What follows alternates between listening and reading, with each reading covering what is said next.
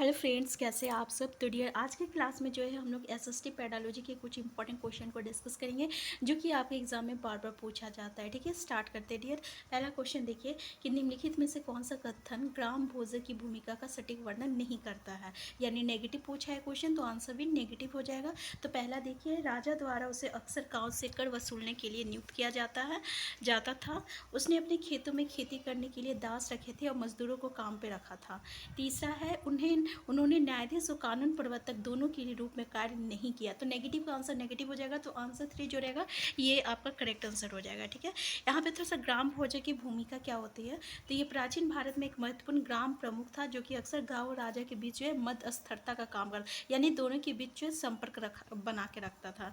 वो राजा की ओर से ग्रामीणों से कर वसूलता था, यानी जो ग्रामीण से जो कर वसूलता था ना, इसका काम भी वही करता था और सही तरीके से सुचारू रूप से चल रहा है कि नहीं चल रहा है ये भी वो देखता था। ठीक है, नेक्स्ट है आपका ऐतिहासिक अंतर्दृष्टि को उजागर करने में पुरातत्वविद महत्वपूर्ण भूमिका निभाते हैं। उनके कार्य के संबंध में निम्नलिखित में से कौन सा कथन गलत है। पहला, ये जानवरों, पक्षियों और मछलियों की हड्डियों की तलाश करें। दूसरा, लिखित दस्तावेज का विश्लेषण। देखिए, लिखित दस्तावेज का विश्लेषण उसका काम नहीं है, उसका काम है जो अतीत में जो चीज़ मिली है उसका अध्ययन करना। तो ये सब तो करते हैं कि जानवर की, पक्षी और मछली की हड्डियों की तलाश करते हैं ताकि वो अतीत के बारे में जान सके कि अतीत में लोग क्या खाते थे और क्या उसका पर्यावरण। नेक्स्ट है, इमारत, चित्रकला और मूर्तिकला के अवशेषों का अध्ययन करना। तो बिल्कुल सही है कि वो जो अवशेष मिलते थे उसका भी अध्ययन यहाँ पे किया जाता था। जैसे कि यहाँ पे देख सकते हैं ये चीज़ों का, अवशेषों का अध्ययन किया जाता था। फिर औजार, हथियार, बर्तन और पेन की खोज और खुदाई के समय जो भी चीज़ें मिलती थी उस चीज़ों को यहाँ पे उन चीज़ों के बारे में समझने यानी करने से प्राचीन आबादी की दैनिक जीवन और उसकी मतलब कि व्यापार के बारे में समझने में क्या होता थे, मदद मिलते थे। ठीक है, ऐसे ही आप यहाँ देख सकते थे इसकी भूमिका क्या क्या थी।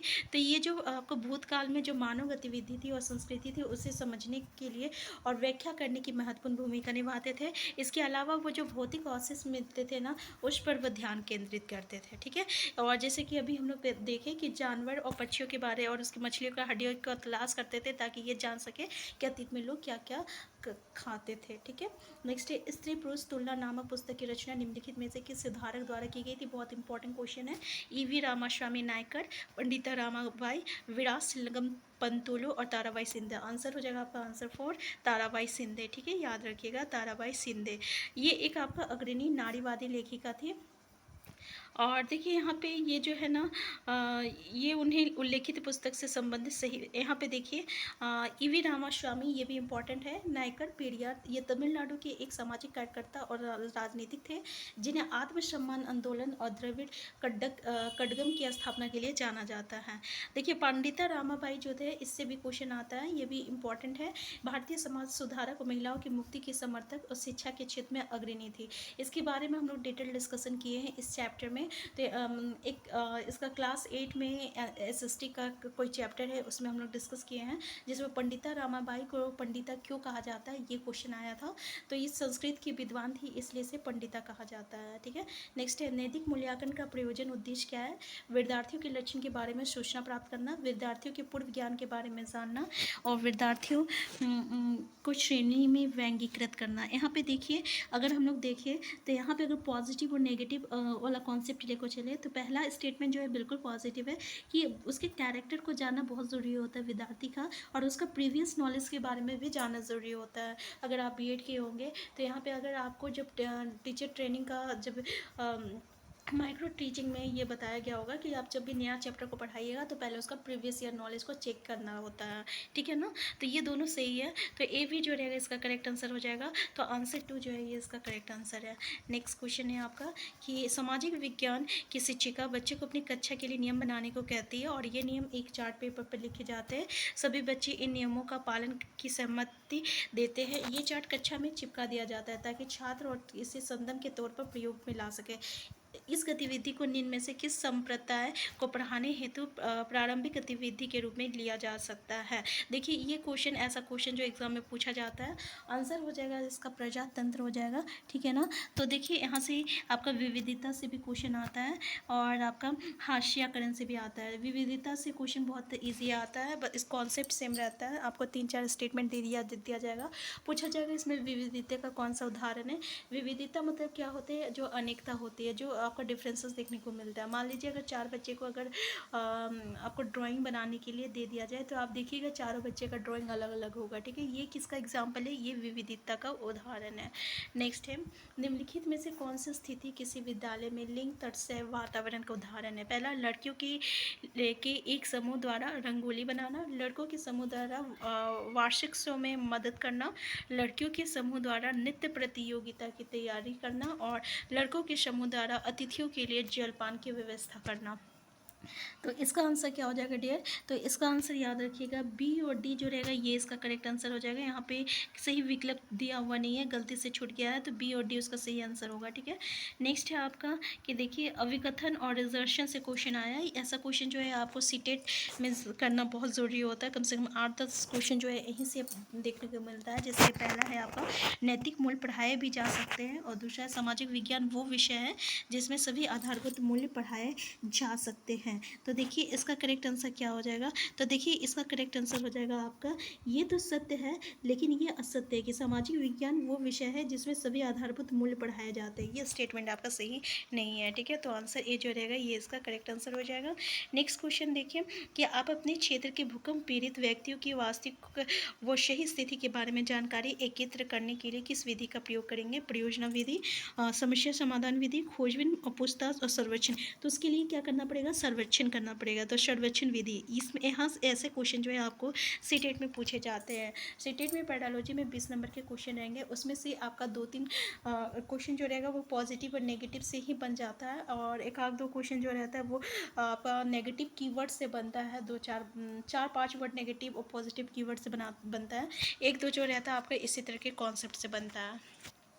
नेक्स्ट है सामाजिक विज्ञान शिक्षक विज्ञापन पर गंभीर रूप से चर्चा करते हुए निम्नलिखित में से किस मुद्दे को संबोधित कर सकता है। पहला, व्यक्तिगत भावनाओं के लिए निवेदन, समानता के मुद्दे और आपका केवल बी और ना तो ए और ना तो बी। तो यहाँ पे आंसर क्या हो जाएगा आपका,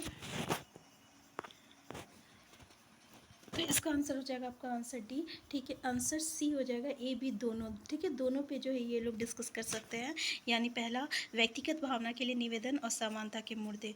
नेक्स्ट क्वेश्चन है आपका कि निम्नलिखित में से कौन सी एक कक्षा में भौगोलिक पर्यवेक्षण के लिए सहायक सामग्री नहीं है। ग्लोब, प्राकृतिक खोज, आलेख और मॉडल। तो डियर इसका करेक्ट आंसर क्या हो जाएगा, तो देखिए इसका करेक्ट आंसर हो जाएगा आपका प्राकृतिक खोज हो जाएगा। आंसर 2 जो रहेगा ये इसका करेक्ट आंसर हो जाएगा।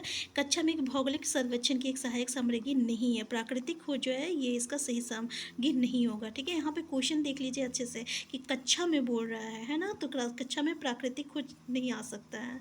नेक्स्ट है सामाजिक और राजनीतिक जीवन के पाठ्य पुस्तक को विकसित करने समय निम्नलिखित में से किस दृष्टिकोण पर विचार किया गया है। मृत उदाहरण और अनुभव के उपयोग से सीखना, दूसरा है तत्व और आंकड़ों के आधार पर अवधारणा के माध्यम से सीखना, केवल ए। तो यहाँ पे सही आंसर क्या हो जाएगा डियर, तो इसका आंसर हो जाएगा आपका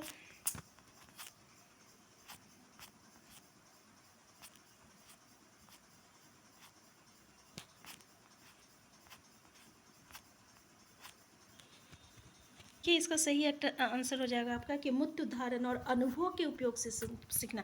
किसी भी चीज़ को अगर हम अनुभव के उपयोग से सीख रहे हैं या करके सीखते हैं, ठीक है, ये सबसे बेस्ट होता है। तो आंसर ए, मतलब कि केवल ए जो रहेगा ये इसका सही आंसर रहेगा, ठीक है। नेक्स्ट, निम्नलिखित में से कौन सी शिक्षण पद्धति सामग्री को वन जीव पर पाठ्य पढ़ाने के लिए सबसे उपयुक्त माना जाता है। मॉडल को, यात्रा को, फिल्म शो को और स्लाइड शो को। तो आंसर क्या हो जाएगा, तो इसका आंसर हो जाएगा आपका मॉडल हो जाएगा, ठीक है। शिक्षण पद्धति समाज को को वन्यजीव पर पाठ पढ़ाने के लिए सबसे उपयुक्त माना जाता है मॉडल को। नेक्स्ट है गतिविधि आधारित प्रश्न सामाजिक विज्ञान के पाठ को डैश बनाते हैं, क्या लंबा बनाते हैं, विस्तृत बनाते हैं, आनंद। तो देखिए आनंदपूर्ण बनाते हैं, ठीक है, आनंदपूर्ण बनाते हैं किसको, तो गतिविधि आधारित प्रश्न जो होती है ना, ये समाज विज्ञान को जो रहता है ये आनंदपूर्ण, यानी बच्चे जो है यहाँ पे इंटरेस्ट लेने लगते हैं, उन्हें अच्छा लगता है पढ़ने में। नेक्स्ट है क्षेत्रीय यात्राएं सामाजिक विज्ञान में किसके लिए उपयोगी है, मूल्यांकन के लिए, अनुभवजन्य साक्ष्य के लिए, और आपका मनोरंजन के लिए, या ये सभी। तो याद रखिएगा अनुभवजन्य साक्ष्य के लिए, आंसर 2 जो रहेगा ये इसका करेक्ट आंसर हो जाएगा। नेक्स्ट है आपका सामाजिक विज्ञान में मूल्यांकन का प्राथमिक उद्देश्य पाठ्य पुस्तक के ज्ञान को याद करना और सभी शिक्षार्थियों के लिए परीक्षा के तनाव को कम करना, ठीक है। याद करना कभी भी सही नहीं होता है, तो ये तो पहले ही हटा दीजिए, ये एक नेगेटिव कीवर्ड है। दूसरा है सीखने वालों को श्रेणीबद्ध और लेबल लगाना बिल्कुल नहीं, ये नेगेटिव है, हटा दीजिए। शिक्षार्थियों के बीच सामाजिक अंतर को कभी उजागर नहीं करना है, नेगेटिव है, हटा दीजिए। तो आंसर 4 इसका करेक्ट हो जाएगा कि शिक्षार्थी को प्रतिक्रिया देना और उनके लिए मानक स्थापित करने के लिए प्रयास करना। तो आंसर 4 जो रहेगा ये इसका करेक्ट आंसर हो जाएगा। नेक्स्ट है, तो आज का क्लास तो यहीं तक रखते हैं, इससे आगे का क्वेश्चन जो है हम लोग नेक्स्ट क्लास में डिस्कस करेंगे। तो डियर अगर आप चैनल में नए हैं, चैनल को सब्सक्राइब कर लीजिएगा। वीडियो हेल्पफुल हुआ तो प्लीज़ लाइक शेयर करना मत भूलिएगा। Thank you.